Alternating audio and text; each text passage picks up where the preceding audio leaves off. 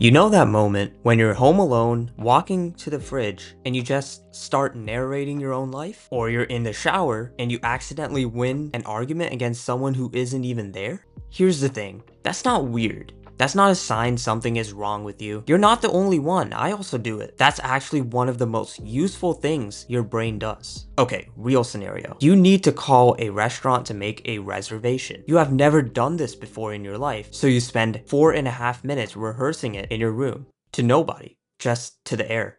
And then you absolutely nail it. That wasn't embarrassing, but it was preparation. Your brain just ran a simulation using your own voice. This is called private speech, and it's been studied seriously since the 1930s. When you talk to yourself, you're not just hearing words, you're processing them. Your brain treats your own spoken words almost the same way it treats words from another person, which means when you say something out loud, even to yourself, your brain processes it with more depth than if you just thought it. There's research showing that self-directed speech, talking to yourself, actually helps your brain find objects faster. They had people search for things in a grocery store. The group that said the item name out loud while searching for it found it way quicker. Your brain locks onto what your mouth is saying. It narrows your focus. That's a cognitive tool you've been using since you were a kid without knowing it. You've definitely done this with homework. If you took calculus like me and you were whispering how to do a derivative, that's not you being weird, that's just inner speech. And it keeps your working memory from crashing. Your working memory is basically RAM. It can only hold on to so much at once. When you say a step out loud,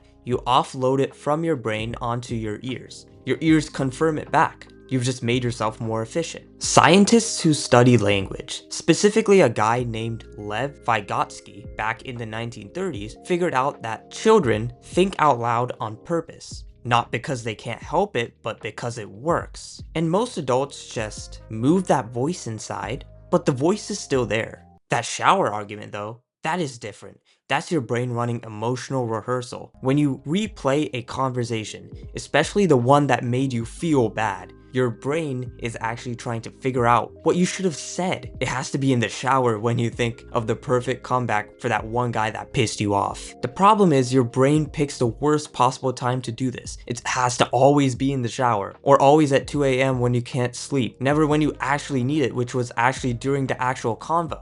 There are two types of self-talk, instructional and motivational. Instructional self-talk is, okay, step 1, do this, now do that. It helps with precise tasks. Athletes use it, surgeons use it. You use it when you parallel park. Motivational self-talk is, come on, you got this, almost there. And research from sports science shows it actually measurably improves performance. A study found that athletes who used motivational self-talk during exhaustive cycling tests last significantly longer than those who didn't. Your body responds to what your brain says, even when you're the one saying it to yourself, which is also why negative self-talk hits so hard, because you believe you. You are the most trusted voice in your head. So the next time you're narrating your own future plans midnight, just know it's fine. That's your brain using language to process a mildly disappointing situation. And that is totally normal. And when you spend 6 minutes rehearsing a phone call to a place you've never been,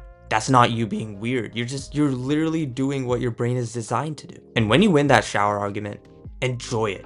Your brain worked hard for that one.